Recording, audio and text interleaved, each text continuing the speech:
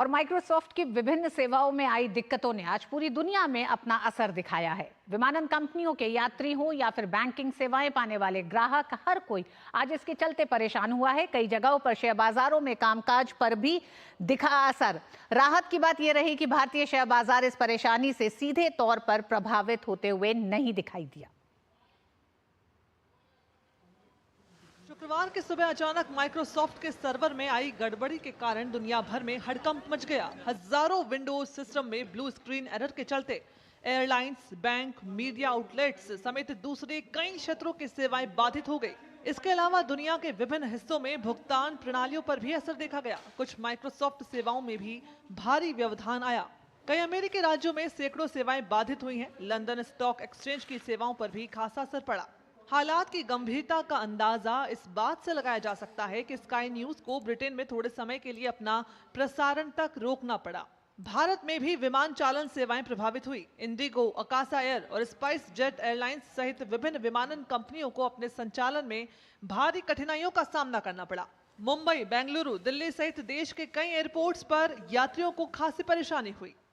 मैं इस वक्त हूँ दिल्ली एयरपोर्ट पे और यहाँ पे भारी भरकम लाइन लगी है क्योंकि माइक्रोसॉफ्ट का जो आउटेज जो है उसके चलते लोगों को खासी दिक्कत आ रही है। यहाँ पे आप देख सकते हैं ओनली वन हैंड बैग ये दिखा रहा है, लेकिन सेल्फ चेकिंग की कोशिश की जा रही है, लेकिन क्या सेल्फ चेकिंग हो पाएगा?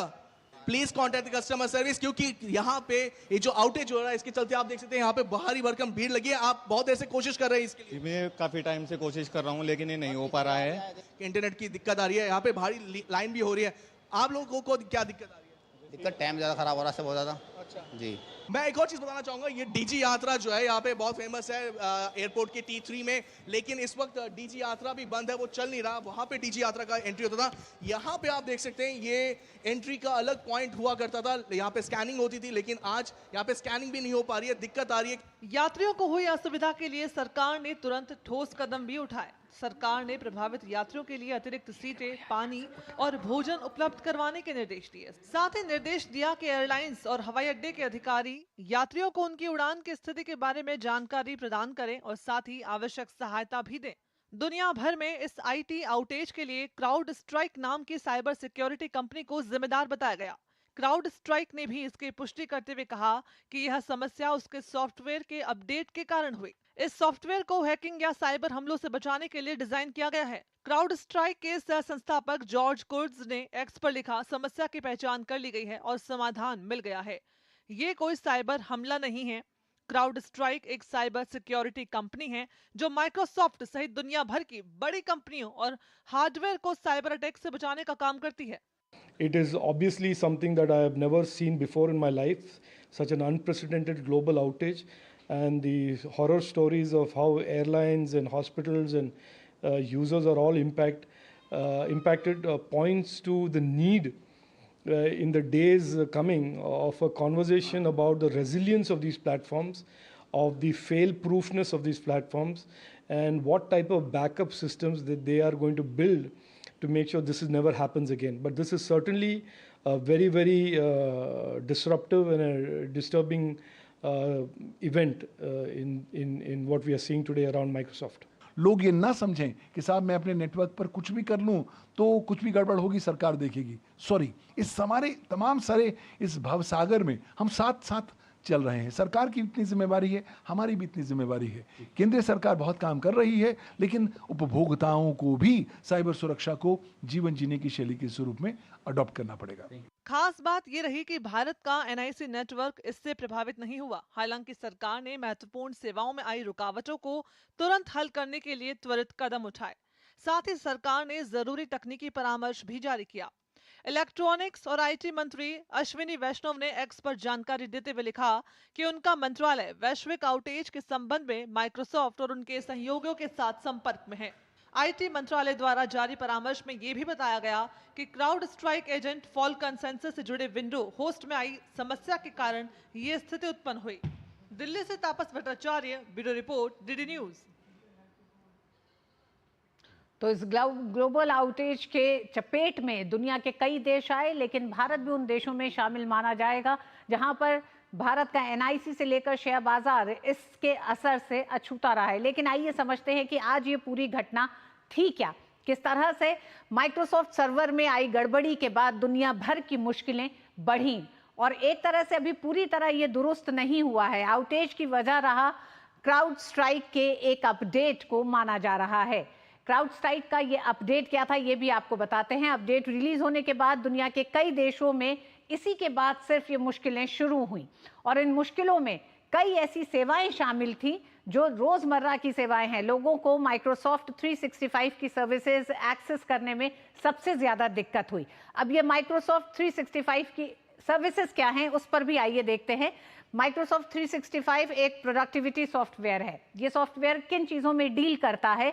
Word, excel, power point, outlook और वन नोट जैसे लोकप्रिय एप्लीकेशन शामिल हैं माइक्रोसॉफ्ट 365 में।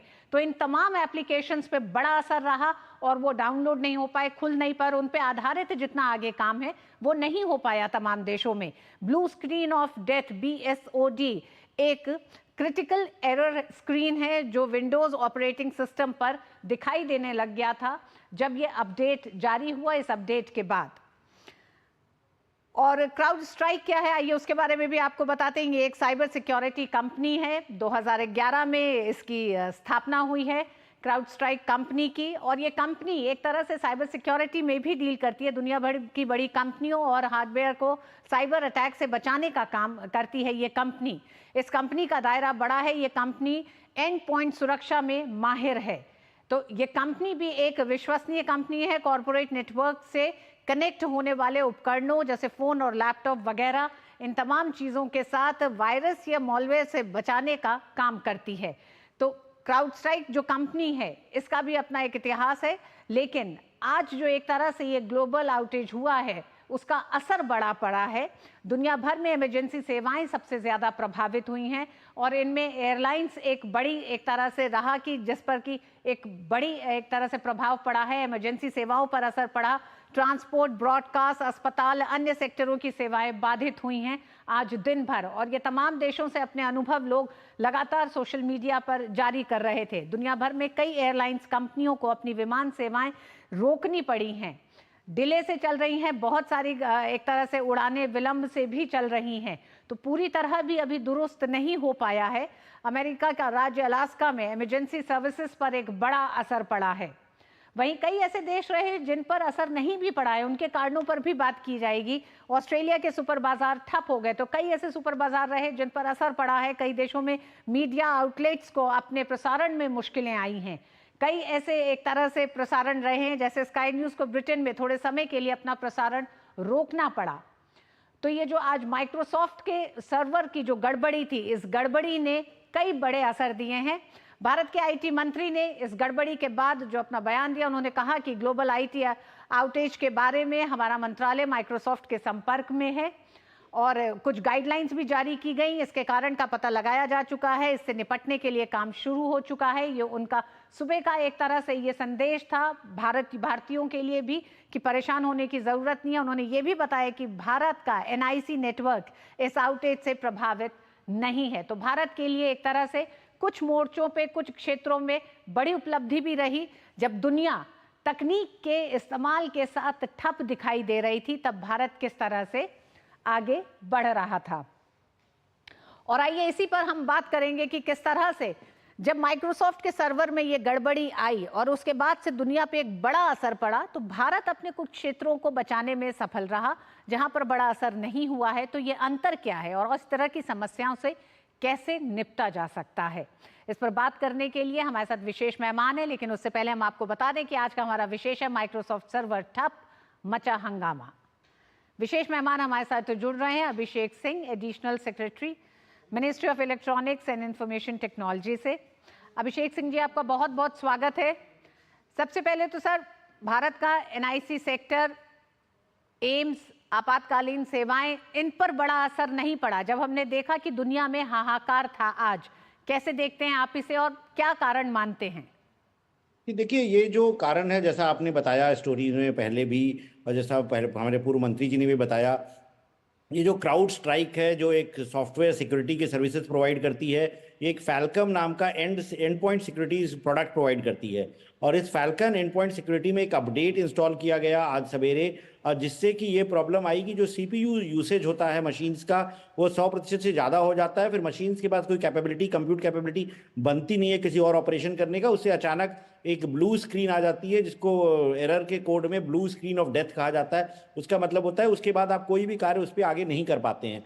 इससे क्या होता है कि जो भी सेवाएं इस पे ये क्राउड स्ट्राइक इंस्टॉल्ड होता है या falcon and point security installed होता है वो चीज़ें बंद हो जाती हैं। तो हमारे देश में NIC नेटवर्क पे इसका इफेक्ट नहीं हुआ क्योंकि हमारे NIC नेटवर्क पे फैल्कन और क्राउड स्ट्राइक का उपयोग नहीं किया गया है। दूसरे प्रोडक्ट्स हैं जिससे हमने अपने नेटवर्क को सुरक्षित कर रखा गया है। बट जो चीज़ें इस पे यूज़ होती है, जो सर्विसेज, और इसका उपयोग अधिकांशतः बैंकिंग सेवाएं, एयरपोर्ट्स, मीडिया कंपनीज और बिजनेसेस यूज़ करती है। तो जहाँ जहाँ इसका उपयोग होता है वहाँ वहाँ ये प्रॉब्लम आई, पूरे विश्व में आई। कुछ देश ज़्यादा प्रभावित हुए जहाँ पे ये फैल्कन क्राउड स्ट्राइक का उपयोग ज़्यादा होता है।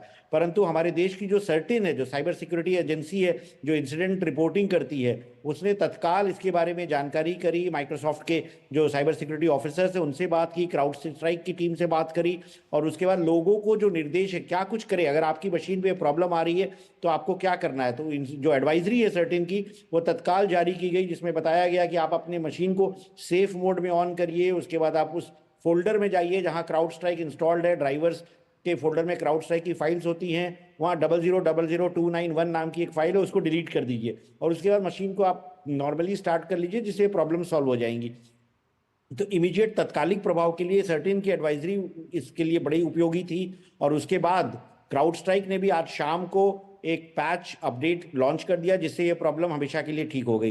तो आज ये पूरा वाकया था, परंतु ये हमको ये सोचने में मजबूर करता है कि जब भी हम टेक्नोलॉजी का उपयोग करते हैं हमें अवेयर रहना चाहिए कि क्या कुछ रिस्क है, और साथ में सर्टिन की जो रेगुलर एडवाइजरीज आती हैं उससे हमें कनेक्टेड रहना चाहिए कि ताकि हमें किसी भी तरह का नुकसान होने से हम बच पाएं। जी अभिषेक जी, जब हम दुनिया की रफ्तार की बात करते हैं और टेक्नोलॉजी के साथ चलने की बात करते हैं, विकसित विश्व की बात करते हैं, ऐसे में हम टेक्नोलॉजी को छोड़ के भी नहीं रह सकते। तो फिर आज की इस पूरी घटना के सबक बड़े क्या हैं, और भारत जैसे या अन्य विकासशील देशों के लिए भी किस तरह के सबक आप देखते हैं? हमें सबक तो यही है जो कि हमेशा कहा जाता है कि जब हम टेक्नोलॉजी का उपयोग करते हैं तो टेक्नोलॉजी से आने वाली जो रिस्क्स हैं और अगर कोई समस्या हो जाए तो उसका बचाव के क्या रास्ते हैं, उससे हमको सजग रहना चाहिए। तो जैसे किसी भी तरह की आपदा में हो, मान लीजिए फायर सिक्योरिटी है फॉर एग्जांपल, उसके लिए हमारे पास फायर ब्रिगेड होता है, उसके मेजर्स होते हैं, हम लोगों को बताते हैं कि अपने घर को कैसे सुरक्षित रखें, डूज एंड डोंट्स क्या हैं। इसी तरह जब हम टेक्नोलॉजी का उपयोग करते हैं, हम टेक्नोलॉजी पर डिपेंडेंट रहते हैं, तमाम हमारी जीवन की सेवाएं सरल हो जाती हैं, हम जो काम करते हैं उसको टेक्नोलॉजी के उपयोग से बहुत आसानी हो जाती है। तो साथ में हमको बट अवेयर रहना पड़ेगा कि ऐसा नहीं है कि कोई रिस्क नहीं है, तो रिस्क के बारे में सजग रहना होगा। और अगर कुछ गड़बड़ी हुई तो हमारी फायर ब्रिगेड क्या है, हमको सुरक्षित करने के लिए क्या है, हमने डेटा का बैकअप ले रखा है या नहीं है, या मेरे पास कोई अल्टरनेटिव है जिसपे मैं जा सकता हूँ कि नहीं सर्विसेज रिस्टोर करने के लिए। हमारी जो एडवाइजरीज है, जो हमारे सर्टिन वगैरह जैसे एजेंसीज है जो आपको हमेशा बताती हैं कि अपने सिस्टम्स को अपडेट रखिए, अपने आप को सुरक्षित रखिए, पैच लगा के रखिए, सेफ सिक्योर सॉफ्टवेयर का यूज़ करिए, उसकी जो एडवाइजरी है उसको इग्नोर न करें। हमें कई बार लगता है कि हमें कुछ नहीं होगा, पूरे दुनिया में हो रहा है, बट अब दुनिया इतना इंटरकनेक्टेड है, सिस्टम सारे इंटरकनेक्टेड हैं कि अगर कोई भी प्रॉब्लम कहीं भी आती है तो उसका इफेक्ट जो है, उसका प्रभाव जो है सब पे पड़ सकता है। जी अभिषेक जी, क्या आप इसे किसी बड़े खतरे के तौर पर भी देखते हैं? क्योंकि जिस तरह से आज पूरी दुनिया में विमान सेवाओं पर, आपातकालीन सेवाओं पर बड़ा असर पड़ा है, भारत पर भी बड़ा असर दिखाई दिया विमान सेवाओं को लेकर, जिस तरह से तमाम देशों में, भारत में भी मैनुअल बोर्डिंग पास जारी करने की ज़रूरत आन पड़ी थी। ऐसे में आपको क्या लगता है कि ये किस तरह के बड़े संकट की तरफ भी इशारा करता है? देखिए, पहली बात तो मुझे समझनी, संकट और खतरा दोनों, खतरा और संकट की जब बात करें तो हमको पहले ये समझना पड़ेगा ये कोई साइबर अटैक नहीं था, ये कोई हैकिंग नहीं थी। वो खतरे जो हैं साइबर सिक्योरिटी और डिजिटल जोन में, उसमें हैकिंग और साइबर अटैक्स भी इश्यूज होते हैं। तो आज का जो हुआ ये एक मैल फंक्शनिंग थी कि अगर हम एनालॉजी ले ट्रांसपोर्ट सिस्टम से, तो ऐसा नहीं था कोई एक्सीडेंट हुआ था, ये कोई गाड़ी खराब होने वाली इक्विवेलेंट है कि हमारा कोई सिस्टम जिसके ऊपर हम यूज़ करते थे वह थोड़ी देर के लिए खराब हो गया, परंतु चूंकि तमाम सेवाएं उस पर निर्भर हैं, सबको तुरंत इफेक्ट पड़ता है। और स्पेशली एयरलाइंस जैसी जो कि समयबद्ध रूप से चलना चाहिए, उसमें तुरंत अगर इलेक्ट्रॉनिक सिस्टम्स नहीं काम कर रहे हैं तो आप बोर्डिंग पासेज नहीं इशू कर पाएंगे, ट्रांसपोर्टेशन नहीं कर पाएंगे, आप कार्गो का मूवमेंट नहीं कर पाएंगे, बैगेज नहीं मॉनिटर कर पाएंगे, ये सब सारी दिक्कतें आती हैं। तो हमको हमेशा एक प्लान बी, एक जैसे हमारा डिजास्टर रिकवरी प्लान होता है वैसा होना चाहिए कि अगर कभी मेरे टेक्निकल सिस्टम्स फेल अगर हों तो मेरा अल्टरनेटिव क्या है, तो वो अगर प्लान बना रहेगा तो हम तुरंत उस पर अडॉप्ट कर सकते हैं। ये करने की जरूरत है। दूसरा, हमको ये भी जानने की जरूरत है कि हम सिस्टम्स को सेफ सिक्योर कैसे करें। और तीसरा, मैं कहूँगा कि जो आईटी कंपनीज हैं, चाहे वो माइक्रोसॉफ्ट है और साइबर स्ट्राइक हैं, उनको भी थोड़ा सचेत रहना पड़ेगा कि जब भी वो कोई अपडेट लॉन्च करते हैं या कभी कोई सेवाओं में बदलाव करते हैं या इम्प्रूव करते हैं, तो पहले उसको भली भांति टेस्ट कर लें, चेक कर लें कि जिससे कि ऐसी कुछ समस्या ना आ जाए। तो हमारी जो साइबर सिक्योरिटी की एजेंसीज है, मिनिस्ट्री ऑफ इलेक्ट्रॉनिक्स, आईटी का जो इनसे संपर्क होता है, इन सबको तत्काल प्रभाव से निर्देश दिया गया है कि आप कुछ भी चेंज करने के ऊपर, क्योंकि जो आप करते हो उसका प्रभाव सब पर पड़ता है, तो कोई भी चेंज या अपडेट करने के पहले उसको भली भांति टेस्ट कर लें, सिक्योर कर लें, और जब पक्का हो जाए कि इससे कोई गलती नहीं हो सकती तभी इसको लॉन्च करें। अदरवाइज अगर इस पे हॉस्पिटल सिस्टम्स या किसी और सिस्टम्स पे, एटीसी वगैरह पे अगर प्रभाव पड़ेगा तो वो ज़्यादा खतरनाक हो सकता है। तो आज की सिचुएशन से बहुत सारे सबक हैं और इसको हमको डॉक्यूमेंट करने की जरूरत है और फॉलो अप करने की जरूरत है। आज माइक्रोसॉफ्ट के साथ हुआ है, कल को AWS के साथ हो सकता है, कल को किसी और कंपनी के साथ हो सकता है। तो हमको सचेत रहने की जरूरत है और सारे सिस्टम्स को रिव्यू करके और हमारी जो रेजिलियंस है, हमारी जो अल्टरनेटिव है, उसको स्टडी करने की जरूरत है। और यह भी एक SOP बनाने की जरूरत है कि जब भी हम अपडेट लॉन्च करें तो पूरा टेस्ट करने के बाद ही लॉन्च करें, जिससे कि भविष्य में ऐसी कोई समस्या दोबारा ना पैदा हो पाए। जी अभिषेक जी, शायद तकनीक के इतिहास में इस तरह की घटना हाल फिलहाल में अगर हम देखें तो पिछले 2 दशकों या 3 दशकों में इस तरह की कोई घटना देखने को नहीं मिली है। हालांकि हम देखते रहे हैं कि सर्वर हैक होते रहे हैं और हमने देखा था कि किस तरह से अपने देश में भी सर्वर हैक हुए हैं, उसका एक असर देखा गया है।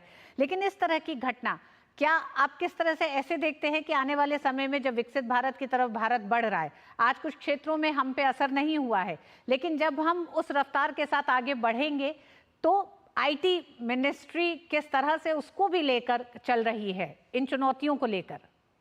आईटी मिनिस्ट्री इन सब चीजों के प्रति बहुत सचेत है।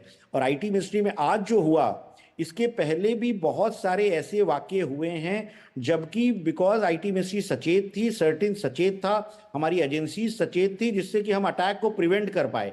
तो कई बार होता है कि हमें लगता है कि आज पहली बार हुआ क्योंकि दुनिया के लोगों को पता चल गया इसलिए इफेक्ट हो गया, पता चल गया। बट हमारे यहाँ G20 की जब बैठक चल रही थी या इलेक्शंस के दौरान जिस लेवल पे साइबर अटैक्स होते हैं, जिस लेवल पे हैकर्स हमारे देश के खिलाफ काम करते हैं, तो हम अगर अलर्ट नहीं होते तो हमें पता रहता कि काफ़ी कुछ हो चुका है। तो हमें कभी कॉम्प्लेसेंट होने की जरूरत नहीं है, हमको अपनी अलर्टनेस हमेशा से बढ़ा के रखनी है। और कई बार जब कुछ नहीं होता तो लोगों को पता नहीं चलता है कि क्या कुछ पीछे से सर्टेन और हमारे देश की एजेंसीज काम कर रही हैं। हजारों लोग हैं जो इसके पीछे लगे हुए हैं और देश को सुरक्षित रखने में। तो आज हमारी डिजिटल सेवाएं अगर सुरक्षित रूप से चल रही हैं, बैंकिंग सेवाएं चल रही हैं, एयरपोर्ट्स चल रहे हैं, ट्रांसपोर्टेशन नेटवर्क्स चल रहे हैं, ट्रेन नेटवर्क्स चल रहे हैं, तो इसमें बहुत बड़ा सरकार का और सभी संबंधित एजेंसीज का योगदान है। तो हमें कभी ये नहीं होना चाहिए कि 20 साल से नहीं हुआ तो आज हो गया, अगले 20 साल तक नहीं हुआ। ये इस तरह की समस्याएं रेगुलर बेसिस पे होती रहती हैं। हमें अलर्ट रहने की आवश्यकता है, हमें कॉम्प्लेसेंट नहीं रहना है और सर्टेन जैसे एजेंसीज जो एडवाइजरी देती हैं उसको सीरियसली लेने की आवश्यकता है, न सिर्फ गवर्नमेंट में बल्कि प्राइवेट सेक्टर में भी।